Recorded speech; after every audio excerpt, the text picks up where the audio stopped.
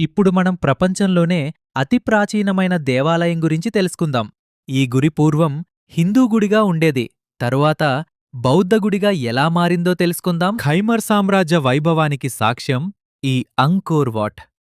గాలిలో తేలుతున్నట్లు కనిపించే ఈ అద్భుత నిర్మాణం హిందూ మరియు బౌద్ధ సంస్కృతుల సమ్మేళనం. దీని గోడలపై చెక్కిన శిల్పాలు పురాణగాథలను కళ్లకు కట్టినట్లు చూపిస్తాయి. ఇది ఖైమర్ వాస్తుశిల్ప శైలికి పరాకాష్ట. ఈ ఆలయం చుట్టూ ఒక పెద్ద అగడ్త మోటుంటుంది. ఇది సముద్రాన్ని సూచిస్తుంది.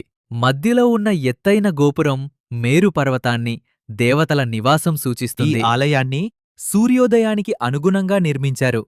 ప్రతి ఏటా విషువత్తు సమయంలో సూర్యుడు సరిగ్గా ప్రధాన గోపురం పైభాగం నుండి ఉదయిస్తాడు. ఆలయ గోడలపై దాదాపు 3000 అప్సరసల శిల్పాలు చెక్కబడ్డాయి. అలాగే రామాయణ, మహాభారత ఘట్టాలు మరియు క్షీరసాగర మదనం వంటి దృశ్యాలు అద్భుతంగా చెక్కబడ్డాయి. సుమారు 400 ఎకరాల విస్తీర్ణంలో విస్తరించి ఉన్న ఈ కట్టడం గిన్నిస్ వరల్డ్ రికార్డ్స్ ప్రకారం ప్రపంచంలోనే అతిపెద్ద మతపరమైన కట్టడం. ప్రపంచ అద్భుతాలలో ఒకటిగా నిలిచిన అంకోర్ వాట్ మానవ నిర్మిత కట్టడాల్లోనే ఒక మహా అద్భుతం.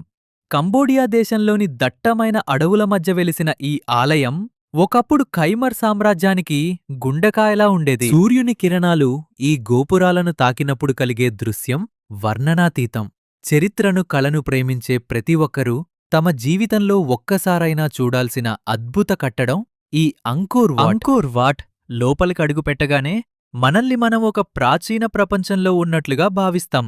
కిలోమీటర్ల పొడవునా సాగే ఇక్కడి కారిడార్ల గోడలపై చెక్కిన శిల్పాలు అద్భుతమైన వివరాలతో మనల్ని మంత్రముగ్ధులను చేస్తాయి. ముఖ్యంగా గ్యాలరీ ఆఫ్ బాస్ రిలీఫ్స్ లో హిందూ పురాణాలకు సంబంధించిన యుద్ధ దృశ్యాలు, దేవతలు మరియు అప్సరసల శిల్పాలు అత్యంత నైపుణ్యంతో చెక్కబడ్డాయి.